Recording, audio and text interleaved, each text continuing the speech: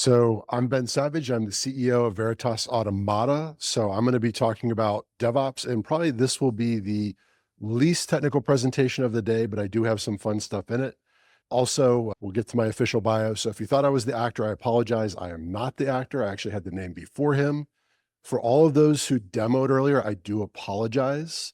I break everyone's demos. I've actually blown boards and generated smoke in front of customers. As one of my friends reminded me today that anything can be a smoke machine as if you operate it wrong enough. And that tends to be the world I come from. Let me go. But the big thing I've been doing is I've been doing IoT systems. The first time I was sitting here thinking about the session this morning, the panel, which hit very close to home, I realized the first time I did an IoT system, I won't describe how old I was, but Windows 95 wasn't a thing yet. What I will say is that we were using 485 and modems to go do it. So the world has come a long way since then. But everything that group talked about as they were going through, if you have not done IoT before, are things to think about. Particularly remember that most IoT systems are not that intelligent. I was talking with Ali later, and when we think in the world now about a small node having 4 gigs of memory or something like that, there are still a lot of IoT systems out there in the world that might have a meg of memory. So when you think about what that means for your resources and how you go deal with that, it's a big difference in how you go build your system and how you engineer it. So it's one thing to come from the cloud and realize we have all these resources, but once you get on the edge, you don't. So that's my background and some of what I've done. I'm going to start with some definitions because I'm going to talk about machine learning. And I'm going to talk about Gen AI. I realize most of the people in the room probably know the difference between them, but the number of times I've been in conversations in the last year alone where people treat them both as the same and they treat AI as something new versus something that's already been there. So first, I'm going to talk about machine learning. This is something that we've all used every day. So anyone who's using some kind of metrics-based system where it's got intelligent alerting, you're using machine learning. But what you're going to find, and this is this executive speaking again, you're going to find now more and more of your customers are going to say, what is your AI strategy? What is your AI policy?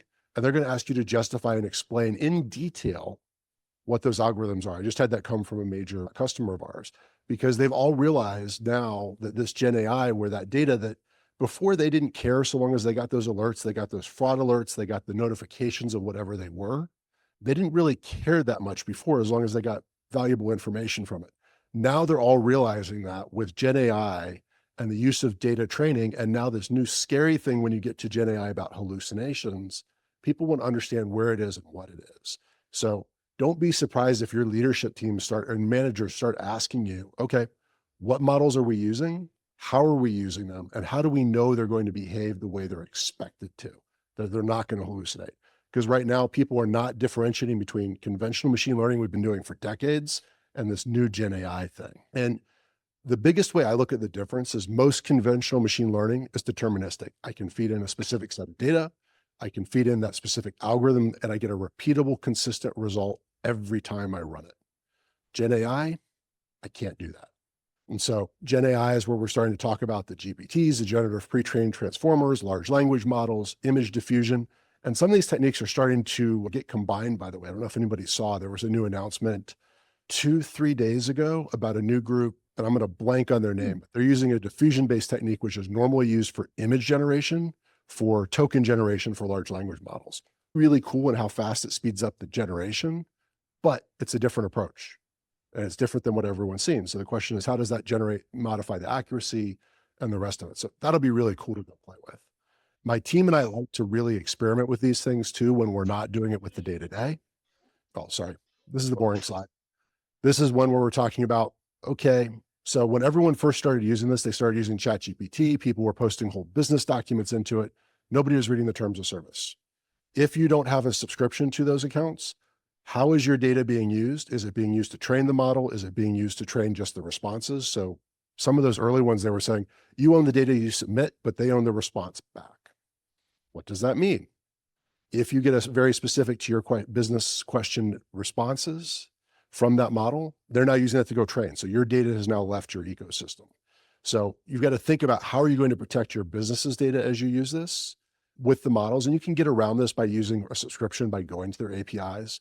The other thing you've got to think about is how do these models change over time? If I can't control when this is deployed and they go deploy a new enhancement, does that break all the prompts and everything I've just posted or been using to build my system? Open source has some different problems, right? You're going to have to run this on bare metal, or you have to run this in a cloud instance that you control. You have to deploy it. You have to put all the infrastructure out. Still very useful, but different tools. So you've got to understand those as you go through them. I think some of this stuff is some of the coolest stuff that we're going to do as we go forward. It just provides some really creative approaches you can go do, but you got to understand what you're doing and how you're going to use it. I'm going to digress here a little bit because I've got a very creative team. And I think we've all been in those meetings where they've been going on for about 2 hours too long. And you're now in there and a discussion takes a sidebar and you go, okay, what would happen? So my team is distributed from Toronto down to Southern Argentina. And a couple of my folks do raise chickens. And we were in a meeting and someone wasn't on mute and their chickens were making a racket. This led to a whole side conversation.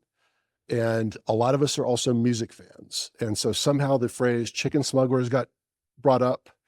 And then all of a sudden, because we've got a number of people fairly near Kentucky, it became the Colonel and the Chicken Smugglers. And before we knew it, we had a virtual band. And you can see we've got a picture for the virtual band. And we've got the ability to generate the lyrics with the ChatGPT. And when we first started doing this in 2023, music generation was, we'll just call it okay. This is what it could do. This morning, sunlight's scorning in the heartland with Okay, that's okay. It's what happens if maybe we play with tech a little too much. But this is what happened when I did it a year later. And it's actually progressed a lot further since then, if it plays. woke up this morning, sun. So it's come a long way in a very short period of time on what it can do. And this is only a 30-second one. I have a couple of full songs and other versions. But no, the key thing is it's come a long way. And if you listen to Spotify, you're going to hear AI generated music, whether you are looking for it or not. It's there, it's out there. If you're not paying attention, it's at least okay. Some of it's better than a lot of bands I've paid to go see too. And now with all this, the next thing is you can do video. So of course we've built the virtual band, we've created the idea. We have discovered one thing you can't do. They do not actually lip sync chicken lips very well. But if you put people on, it does. By the way, when you're working with AI, there's a whole bunch of different approaches you can take. I tend to take a one-shot approach, i.e. what's the simplest prompt I can do and what are the results I get? So that's one approach. There are ways you can spend a lot more time refining your prompts and refining it that will get much better results than what I can do. But this is what I can do in 5 minutes when I'm in between meetings or on a plane. The key thing is the tech has come a long way, and it's something I think we all need to think about. But this is what we find is a lot of fun as a team.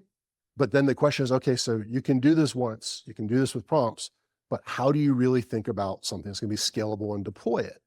So I'm going to jump back into the real world. And I mentioned the case that we were talking about IoT earlier. So this is an example of one of the projects that my team has built for a customer of ours. And we've done a couple of projects for this customer. So if you guys have ever seen the Little Caesars pizza portal, my team did all the engineering for that for the company that built that for Little Caesars. So all the software. So that's a device, if you haven't seen it, that allows you to order online from Little Caesars. You go there when your pizza's ready, you'll get a notification, you'll scan your phone, the door will open, it keeps the pizza at about 140 degrees. So think about everything that's in one of these robots, but all fixed with the addition of having to keep things at a very specific temperature control. To meet the certification, we had to keep it within, I think, 3 degrees of the desired temperature every time a door opens. If you ever built temperature controlled PID loops, not as easy as it seems, not as fun as it seems, but more fun than working with load cells. That's a different story for a different day. This particular project, we were helping them with another solution, and they needed to do in-compartment detection where we could rapidly change how that algorithm worked. We could update it for new items, new things that went in. So we ended up using a camera. So each of these devices we deploy in the field, and we've got thousands of them deployed, have between 3 and 32 different compartments. Each has a single camera in each compartment. So you start to scale that up, right? You're at 32,000 cameras before you know it. Okay. So now we've got all these devices out there. We've got to manage the OS, we've got to manage the application, and we've got to manage the machine learning model. So this is where we come to DevOps, Kubernetes, and this is where you were talking about the GitOps. It's very familiar to us as we're doing this for all the stuff out in the field. And we run this a little differently than most people. A lot of times when you see a edge server type application, You have the devices that are communicating via a simple protocol to the cloud. We decided to take a little bit different approach that is more complicated, which is the edge is actually part of the cloud cluster. So when we've got all these devices out in the field, they're actually part of the same cluster with the cloud, which we're actually hosting in AWS for this particular customer. And then we're continuously pushing updates out for the application. So we're using Fleet Flux to go do that. So we can go distribute new application levels, and we can do new models out to the edge. And I won't lie that sometimes we've had a couple of hair losing situations as we had to get everything worked out as we scaled this particular solution. But this is one approach that we've built. But you can't do this for tens and thousands of devices without using DevOps, right? Everything has to be, whether it's a Helm chart or a Terraform script, it's got to be automated so you can go deploy it out. And this is where I come in as a leader and have to remind people when leaders are hearing things, as managers and operators of businesses are hearing things, they go, why do I need to go spend all this time building the infrastructure to do the deployment, the CI/CD pipeline? Not the cool application I want to go sell, not the customer facing piece, but the DevOps piece of this, the SRE piece of this, because that's what makes it so I can go deploy this consistently, I can scale the business, and I can support those existing customers. This is a different use case because I started talking about Gen AI and everything with that. This is when we were talking with a customer. They were in, I'll call it a REIT. So that's a real estate investment trust. So they have a ton of documents. So they have all the different lease agreements that are coming in for the different facilities and the different places they manage. And they wanted to use Gen AI so they could, one, query the information, and two, start to generate new things. And so when you think about a useful application to a business like that, okay, so I have thousands of different leases that are out there. They're all going to be coming due over different years. So they're written over different times of the year, or you've got different historic versions. So what version of which legal clause is in what document? So I can quickly find what ones do I have to go update when the new version comes out. So that's what we're helping this customer with. Oh yeah, it was also offline or off cloud and in a Windows environment.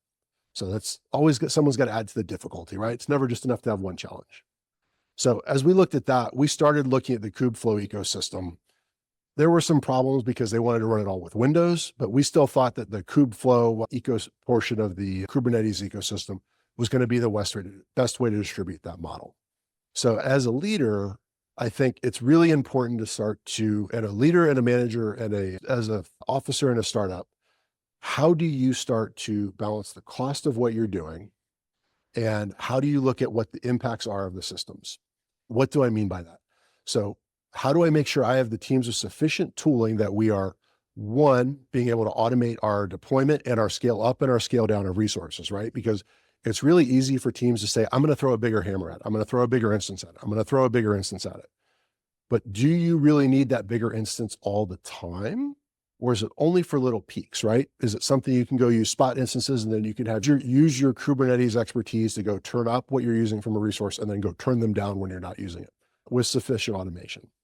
The other thing is, how are you building in all of your testing so that you know that the system is going to, when you deploy a new version or when you start to make changes in your infrastructure, or if someone decides to unleash a little chaos in it, that the system is going to continue to function as it's supposed to, without throwing hours and hours of manual testing. That's always easy because when you start to do the automation, and this is one as a leader, you start to go, okay, I can spend 25% of my sprint towards automation, or I can spend 10% to manual testing and get another customer feature in. That's a hard choice sometimes, but it's one that you do have to look at, because when you think about scaling, if you don't have that automation in, that 10% creeps up to 20% to 30%, and all of a sudden you're spending 4 weeks in dev and 4 weeks doing manual testing because it's manual. It's not automated. The developers aren't able to push it through. And even then, lots and lots of bugs and other issues are coming out. So that's all things that to think about. And then these are things that you can build business cases if you're a developer or a team lead to say, hey, if we do this, we can save X number of hours and X amount of time and improve quality. And it might be a challenge to find exactly when you do that, but most business leaders will accept that's why we have to go do it. And that's super, super important for everyone to understand, right? It's not just how do we work harder, it's how do we work smarter with all of this. I'm getting just so I can see my slide here. So we were talking about automated testing. I think one of the other things that people don't do enough sometimes is they don't practice their runbooks. So everyone says they have a runbook and you run it and then there's a problem. Okay, then you go pull the runbook out. But you can make deployments much smoother if the team does practice. Some of this is where we talk about some of the chaos engineering where they're just getting unintentional drills as they go through because that triggers. But some of it you can do where you take the DevOps team and say, hey, we've got a major deployment coming up in a week or in 2 weeks. Let's go run it in dev, or let's run it in one of the test environments and make sure that all of our runbooks work the way they're supposed to. And I bet if you don't do that, or even when you do, you will find that there's something that someone didn't write because they just assumed everyone else knew how to do that particular step, or a piece of technology has evolved and there's a newer version of the library and the command is slightly changed. And if you don't have that, when you're trying to do that deployment at 3 a.m., that's the pieces you're going to miss. And that's the piece that's going to hang the team up for a while.